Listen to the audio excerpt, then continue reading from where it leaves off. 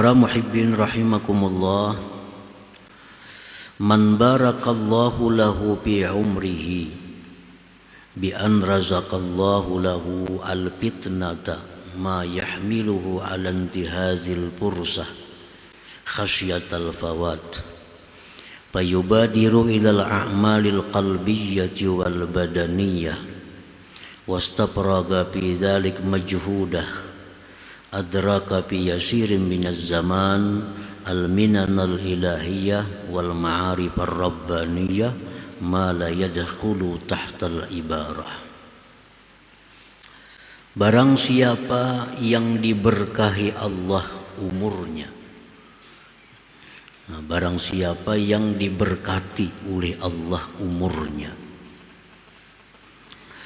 dengan bahwa Allah berikan kepada dia itu kecerdikan, kepandaian yang mendorong akan dia atas mengambil kesempatan karena takut keluputan, maka dia bersegera kepada amal-amal baik, amal yang sifatnya batin atau amal yang sifatnya badan, dan dia habiskan kemampuannya pada yang demikian itu. Memperdapatilah dia pada sedikit masa akan nikmat-nikmat Allah, anugerah-anugerah Allah, ma'rifat rabbaniyah, sesuatu yang tidak masuk di bawah isyarat, di bawah ibarat. Artinya maksud daripada itu kalimat-kalimat tadi adalah bahwa orang yang diberi Allah keberkahan umur, orang itu diberi Allah kecerdikan, kepandaian. Nah, dengan kepandaian itu dia bisa mengambil waktu yang dia gunakan untuk beribadah, baik ibadahnya itu ibadah qalbi, ibadah batin, atau ibadah zahir. Nah, karena kepandaiannya menggunakan waktu, maka dia memperdapati dari masa yang sedikit akan keberkahan, akan anugerah, akan makrifat yang tidak bisa dibilang, disebutkan oleh suatu ibarat. Nah, para muhibbin rahimakumullah, setiap waktu, setiap keadaan itu ada tuntutan zikir di dalamnya. Nah, orang-orang yang cerdik di dalam hal ini, dia bisa menggunakan kesempatan itu dengan zikir yang dituntut pada waktu itu.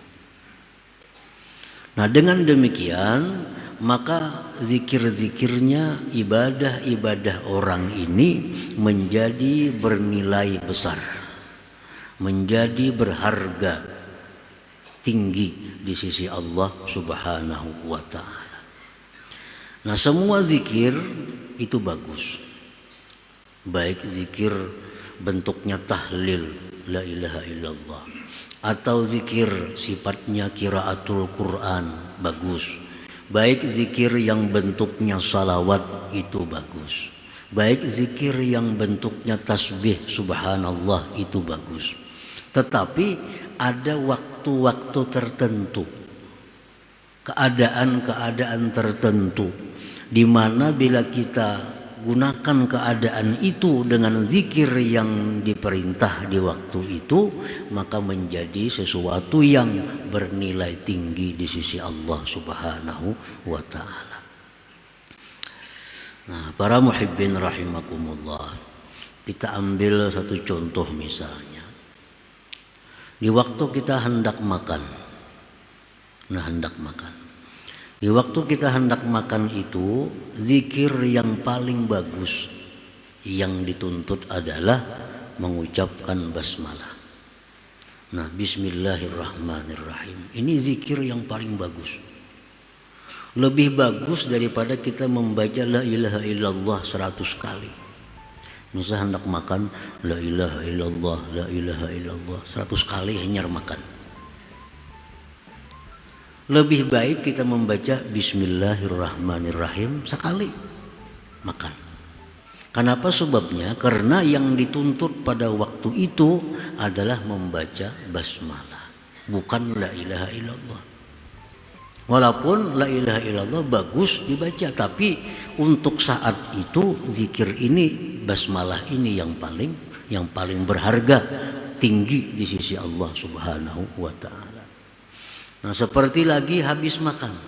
Habis makan zikir yang dituntut kepada kita adalah alhamdulillah. Itulah paling afdal zikir. Lebih afdal dari zikir-zikir yang lainnya. Karena Nabi kita secara khusus untuk sesudah makan itu alhamdulillahilladzi at'ama li hadza wa razaqani min ghairi haulin minni wala quwwah. Nah, itu zikir. Nah, orang-orang yang diberkahi umur, dia diberi Allah kepandaian sehingga mengetahui mana zikir-zikir yang dituntut pada waktu keadaan tertentu. Nah, dia gunakan zikir itu sehingga amalan dia walaupun sedikit tetapi bernilai tinggi di sisi Allah Subhanahu wa taala. Nah, para muhibbin rahimakumullah, orang hendak tidur. Zikir yang dituntut di situ adalah zikir bismikallahumma ahya wa amut. Nah, contohnya itulah yang paling baik zikir. Itulah zikir yang paling bernilai tinggi di sisi Allah pada waktu kita hendak tidur itu. Bangun tidur, zikir yang dituntut di situ alhamdulillah alladzi ahyani ba'da ma amatani wa ilaihin nusyur. Nah, itulah yang paling tinggi nilainya. Nah, jadi kalau umur kita ini hendak jadi umur yang berkah, walaupun kita sedikit umur, sedikit amalia, tapi bernilai tinggi di sisi Allah Subhanahu wa taala. Caranya adalah memilah-milih mana zikir, mana ibadah yang sesuai dengan waktu dan keadaan, sebagaimana yang diajarkan, diperintahkan Rasulullah sallallahu alaihi wasallam. Para muhibbin rahimakumullah, al-barakatu fil umur laisat bituliz zaman wa kasratil layali wan nahar. Berkah pada umur itu bukan dengan panjang masa, banyaknya malam dan siang. Orang yang umur berberkah itu bukan orang yang berumur banyak. Misal berumur 70 tahun, 90 tahun, itu bukan berkah. Bukan berkah. Wa innamal barakah fil umur an tashabahul inayah wal hidayatu wat taufiq wal qabul. Nah, berkah umur itu bahwa menyertai akan umur itu pertolongan Allah, hidayah Allah, taufik kemudahan beribadah dan diterimanya ibadah. Nah, itu orang yang umurnya berkah. Orang yang umur berkah itu orang yang diberi Allah umur disertai dengan pertolongannya, hidayahnya, taufiknya, diterima amalnya. Nah, itu yang dinamakan barakah umur. Dalam doa Allahumma barik lana fi a'marina, ya Allah berkahi kami pada umur kami, bukan panjangkan umur. Bukan panjangkan umur. Berkah umur itu bahwa umur kita disertai hidayah Allah, disertai taufik dari Allah Subhanahu wa ta'ala.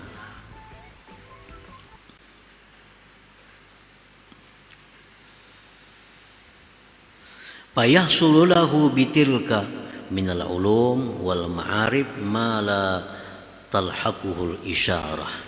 Maka hasillah bagi dia dengan demikian itu inayah, hidayah, taufik dan kabul tadi, ilmu-ilmu, ma'rifat-ma'rifat yang tidak bisa dihubungi oleh isyarat, yang kada bisa digambarkan oleh suatu gambaran. Artinya kalau umur kita ini berkah, maka apa yang kita dapatkan itu kada bisa digambarkan dengan suatu gambar, kada bisa dijelaskan dengan suatu isyarat.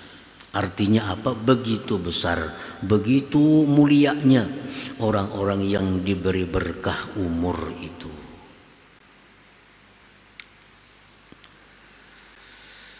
Fayartafi'u lahu fi syahrin masalan ma la yartafi'u li ghairihi fi alfi syahr.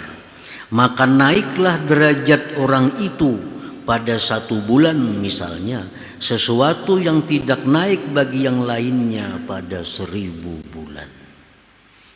Orang ini beramal 1000 bulan, 80 tahun lebih, tapi umurnya kada diberkahi. Inya kada pintar memilih amal ibadah mana yang paling berharga di sisi Allah, mana amal ibadah yang paling disukai oleh Allah. Inya tahu beramal aja, cuma kada tahu mana amal yang paling disukai Allah. Kan amal itu ada martabat-martabatnya. Amal itu ada yang wajib. Nah, wajib ini pun beberapa macam wajib. Mana wajib yang utama didahulukan, mana wajib yang nomor 2, mana wajib yang nomor 3, seterusnya. Setelah wajib ada lagi amal sunnah. Amal sunnah pun bermacam-macam. Mana amal sunnah yang utama, mana amal sunnah yang nomor 2. Nah, kalau orang kada punya pengetahuan tentang itu, lalunya beramal kadang dapat huruf. Yang wajib diduniakannya, yang sunat didahulukan, lalu kada jadi manfaat. Kada jadi manfaat. Hutang banyak bersedekah ketujuh. Kalau so bersedekah ketujuh, tapi hutang ditagih orang kada pembayaran. Nah, ini orang yang kadang mengerti tentang agama, bahwa membayar hutang itu lebih utama daripada bersedekah. Nah, sembahyang sunat ketujuh, sembahyang tahajud suka, sembahyang duha suka, sembahyang witir suka, tapi qadaan saling banyakkan lagi yang fardu belum dibayarnya.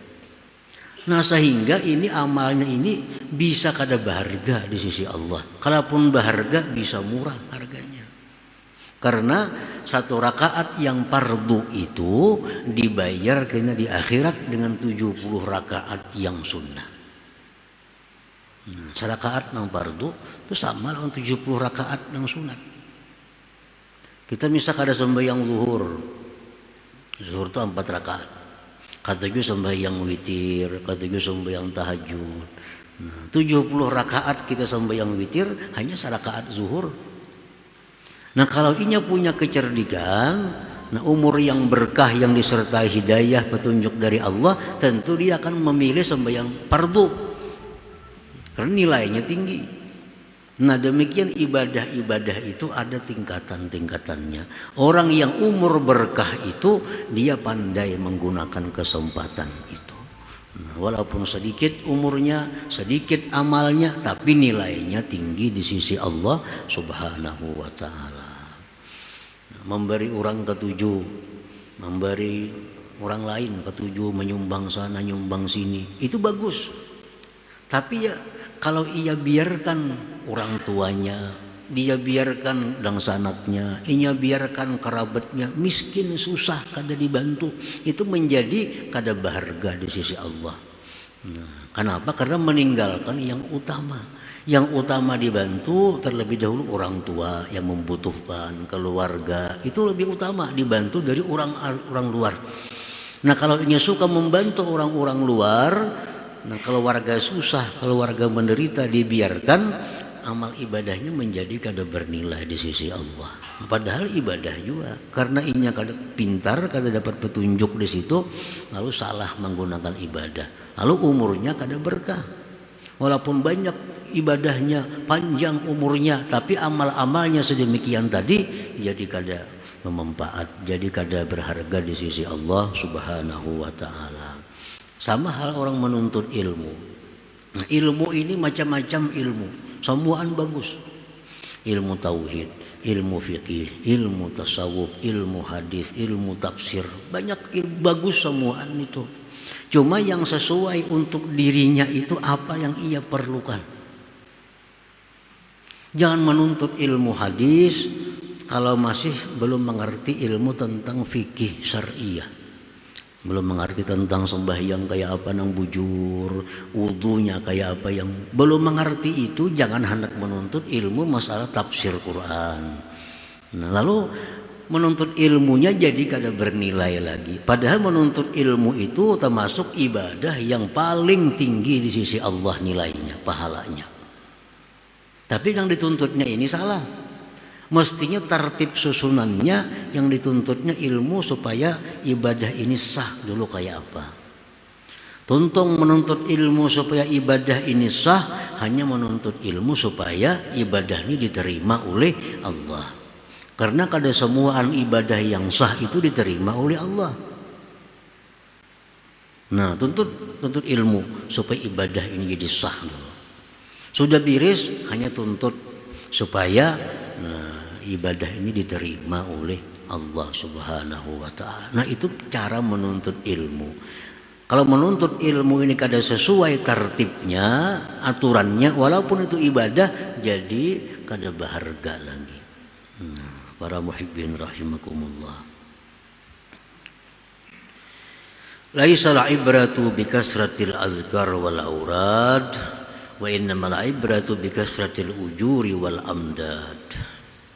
Bukanlah yang dipandang itu banyak zikir, banyak wirid, tetapi yang dipandang itu banyak pahala dan banyak faidah.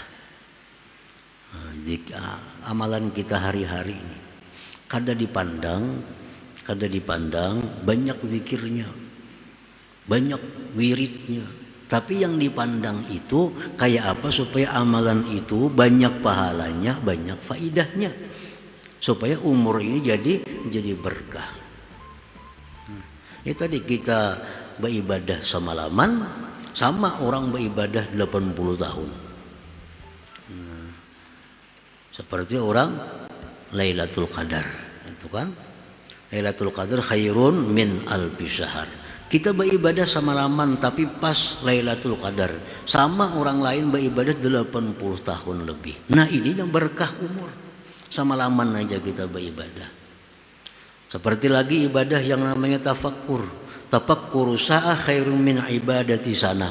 Tafakkur sesaat nilainya lebih tinggi dari beribadah setahun tanpa ada tafakkur. Nah, tafakkur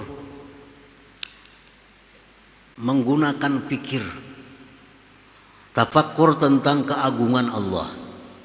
Sesaat, Allah ini maha besar, Allah ini maha agung, Allah ini maha kuasa dengan ciptaan-ciptaannya. Sesaat kita tafakkur, pahalanya lebih daripada kita ibadah setahun, bahkan sampai lebih daripada 70 tahun menurut satu riwayat. Nah, jadi tafakkur itu merupakan ibadah andalan. Tafakkur sesaat lebih baik dari ibadah sekian tahun. Nah, jadi ibadah itu yang dicari bukan banyaknya, yang dicari banyak pahala dan faidahnya. Laisal ibrah bikasratil azkari wal aurad, wa innamal ibrah bikasratil ujur wal amdad. Qad yakunu zikrul qalil aksara madadan wa ajra minaz zikril katsir. Nah, terkadang zikir yang sedikit lebih banyak faidahnya, lebih banyak pahalanya daripada zikir yang banyak. Nah, kenapa sebabnya? Karena zikir ini walaupun sedikit, tapi ini perintah dari Rasulullah, dan keadaannya keadaan yang demikian, waktunya waktu demikian tadi. Macam kita hendak makan, ada doa Rasulullah. Kita hendak masuk ke dalam WC, ada doa, zikir yang disuruh Rasulullah. Nah, itu tuh lebih baik, walaupun pendek, lebih baik daripada kita hendak ke WC misal baca apa pada tengah jam dahulu. Nah, pahalanya gana yang itu, karena itu sesuai dengan keadaan waktu yang disuruh Rasulullah SAW bacaannya ini, zikirnya ini. Nah, para muhibbin rahimakumullah. Jadi umur yang diberikan Allah kepada kita, ada orang yang diberkahi Allah umur, ada manusia yang tidak diberkahi umur. Nah, orang yang kada diberkahi umur ini ialah orang-orang yang menggunakan umur dalam hal yang tidak ada manfaat bagi dia di akhirat nantinya. Setiap umur yang kita gunakan dalam hal yang tidak ada pahala, dalam hal yang tidak ada manfaat di akhirat, itu adalah hilangnya berkah umur. Dan umur yang diberikan Allah ini akan dipertanggungjawabkan oleh setiap orang di hadapan Allah Subhanahu wa ta'ala. Ditanya oleh Tuhan berapa umur. Rasulullah SAW bersabda, la tazulu qadama abdin yawmal qiyamah hatta yus'ala an arba' an umrihi fima yafna wa an jasadihi fima abla wa an malihi min aina akhazahu wa bima anfaqah wa min ilmihi maza amila bih.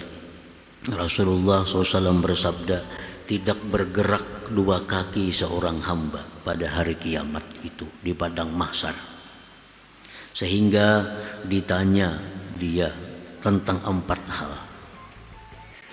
Pertanyaan yang pertama ditanyakan kepada kita, sebelum pertanyaan yang rinci-rincinya, 4 pokok, 4 judul yang ditanya oleh Allah.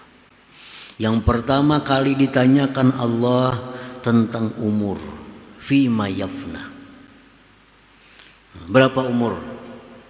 Kemana umur itu habis kau gunakan? Nah, ini yang ditanyakan pertama oleh Allah kepada setiap manusia. An umrin fima yafna. Berapa umur? 60 tahun. Kemana menggunakan? Nah, setiap orang tentu punya jawaban yang lain-lain sesuai dengan keadaannya hidup di dalam dunia. Orang yang petani, dia akan jawab Allah, umur 60 ulun habiskan behuma. Kada kau berdusta, kada kau bakulim ya kita. Nang pedagang berapa umur? 60. Kemana habis digunakan? Berdagang. Orang yang jadi pegawai berapa umur? 60. Kemana gunakan? Kantor hari-hari. Pegawai. Orang yang ahli ibadah berapa umur? 60 tahun. Kemana menggunakan? Ibadah. Dari sekian banyak pekerjaan hanya satu yang selamat, yaitu orang yang menggunakan umur untuk ibadah. Lain pada ibadah masuk neraka. Kenapa sebabnya? Karena Allah berfirman, tidak aku ciptakan jin dan manusia melainkan untuk beribadah kepadaku. Petani, pedagang, pegawai, apapun, bila menggunakan umur selain pada ibadah, akan mendapat hukuman dari Allah Subhanahu wa ta'ala. Nah, itu pertanyaan yang pertama. Berapa umur? 60 tahun. Kemana menggunakan? Berdagang. Untuk apa ikan berdagang? Berdagang untuk apa? Nah, di situ apakah hanya berdagang itu untuk mencari kekayaan? Apakah hanya berdagang untuk supaya dapat rezeki, untuk supaya beribadah? Apakah dia? Nah, di situ yang akan menentukan nasib orang ini. Apa pekerjaan? Bertani. Untuk apa bertani? Untuk apa bertani? Apabila ujung-ujungnya untuk ibadah, dibuktikan oleh seluruh tubuh kita, tangan, kaki, semua bicara bahwa benar untuk ibadah, kita selamat. Lain pada ibadah, kada akan selamat karena kada sesuai dengan tujuan Allah menciptakan dia untuk beribadah kepada Allah Subhanahu wa ta'ala. Boleh berdagang, boleh bertani, boleh jadi pegawai, tapi asal tujuan untuk ibadah kepada Allah Subhanahu wa ta'ala. Lain pada itu akan celaka manusia. Karena menyalahi fitrah dijadikannya manusia untuk ibadah. Wa ma khalaqtul jinna wal ins illa liya'budun. Allah berfirman, tidak aku ciptakan jin dan manusia melainkan untuk ibadah kepadaku. Bila kita lain pada itu, kita bahaya, menyalahi yang dimaksud oleh Allah Subhanahu wa ta'ala.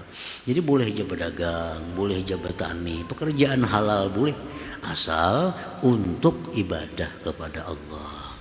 Karena orang beribadah itu memerlukan dana, orang beribadah memerlukan duit. Kita kadang kau beribadah kalau awak kita lemah, kita kadang kau beribadah kalau kita kadang punya pakaian, kita kadang kau beribadah kalau kita kadang punya tempat kediaman. Nah, jadi kalau kita bercari, berusaha untuk nukar ini supaya kau beribadah, untuk beli ini supaya selamat kita. Nah, umur yang pertama ditanyakan Tuhan. Yang kedua ditanyakan tentang jasadnya. Arti jasad di situ anggota tubuhnya, matanya, tangannya, kakinya. Ditanyakan Tuhan lagi tentang hartanya. Dari mana dia ambil harta itu, ditanya oleh Tuhan. Pertanyaan ini bukan artinya Tuhan kada tahu. Bukan Tuhan kada tahu, Tuhan tahu. Cuma untuk memberikan hujah kepadanya. Makanya Tuhan langsung, ini orang sudah baik buat ke surga, ini kada bagus buat ke neraka. Tuhan tahu. Tapi untuk supaya inya ini jelas kenapa masuk surga, kenapa masuk neraka. Lalu ditanya, bujurkah ikam ini. Padahal Tuhan tahu.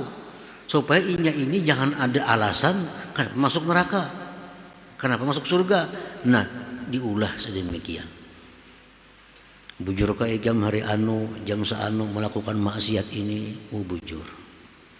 Berdusta, mata, nama, tangan menjelaskan. Nah lalu andai kata dia dihukum ke neraka, ya dia menerima karena sudah mengakui apa yang pernah dilakukan di alam dunia itu.